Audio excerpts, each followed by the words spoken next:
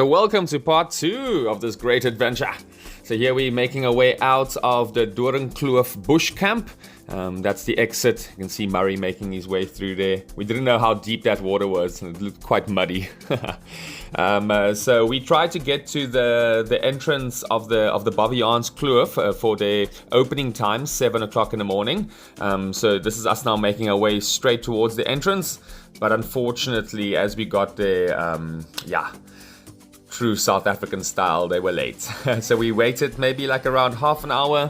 But as we entered, we knew that we were the first ones in and nobody was coming from the front. So this is us now in the reserve. So the Baviaanskloof is a very special area. Look at all this water. This one I had to walk because of the reflection. You couldn't see the depth of it and also what rocks were underneath. So I quickly walked it and I knew my boots were going to get very wet today. So this is just baby little crossings compared to what we still had to do. But you can see it was getting nice and deep. And then with the reflection here, it gets tricky and all that muddy waters. But the Baviaanskloof is a World Heritage Site, so it's really special. It's one of the most biodiverse areas in South Africa. And also it's the 3rd largest protected area in South Africa. So really special. This area we're riding through, you find buffalo, the Cape buffalo, very dangerous. And so look at that special view up to the north. We took our little break, so we're making now we're coming closer to the Smitskraal, which is the famous little crossing that we still had to do. So the anticipation was high. So here we are arriving at Smitskraal. There's Murray making his way down. So we kind of took a little walk. Here it was quite shallow still, but the tricky thing here is the rocks at the bottom. They call it baby heads. So you can't really get good traction going because, this section was still fine, not so deep. You can just kind of make your way through it. That's all right. But geez Louise, like getting to the deeper sections here. So we opted to help each other because the bikes were loaded and we still had far to go. So this is the deep section, holy moly. And those baby heads, you just can't get traction, and all of a sudden you slip.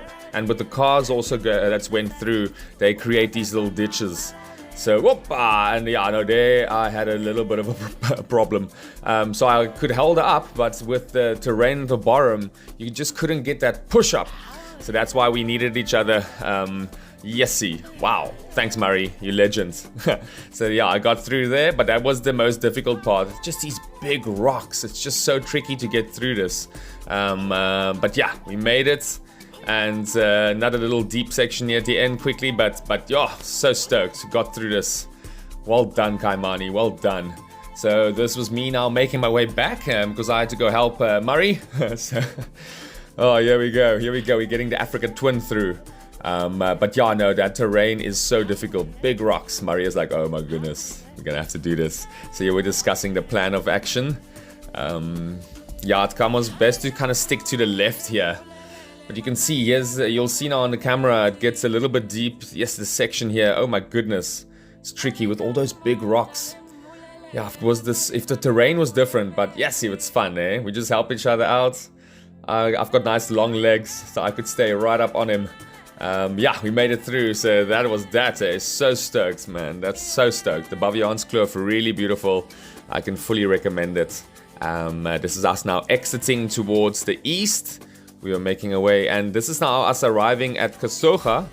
It's an area we stayed at, a friend of Murray's. Shout out to his buddy. The next morning, Uncle Chris, you legend. He invited us for breakfast, so we made our way over to his side, Bushman's Rivier. We had a nice brekkie and we went for a good swim. How beautiful is that? Boom! So there was a great start. We almost had like a bit of a holiday maker type of experience, and then we went off riding. So shout out to Uncle Chris, you legend. So we plotted a route that was a turn off just after Port Alfred, and then you have gravel roads that takes you through this kind of farmlands, and then you pop out on the main road again. So this was a beautiful little track just after Port Alfred. There's a turn off that goes just over the Fish River. So when we entered East London, randomly there was a racetrack. That was quite strange. I thought we were trespassing, but apparently not. It is a public road on the ocean side, and look at that. that on a racetrack. Incredible. And that brings you out onto this coastal road. So we were making our way past East London. This is East London in South Africa. And the accommodation we were making our way to, it's called Buccaneers. So yeah, we're arriving at Buccaneers. It's in Chintsa. It's now almost at the beginning of the Transkei. So tomorrow we hit the Transkei. Yeah, this is the campsite. There you go, Murray, little tushy wiggle. And we went down for a little walk to the beach. Yes, it's just an evening glass off with the horses. And making way back up, we quickly wanted to make some coffee, get something to eat. So this is the little campsite setup. I'll show you guys now. I use a brew spoon for my coffee. And then I just have these collapsible pots. And that works pretty good. That brew spoon for the coffee. I grind my coffee beforehand. And this is us now at for the evening. Just having that beautiful view over Buccaneers in Chintsa. But thanks, guys. See you in the next one.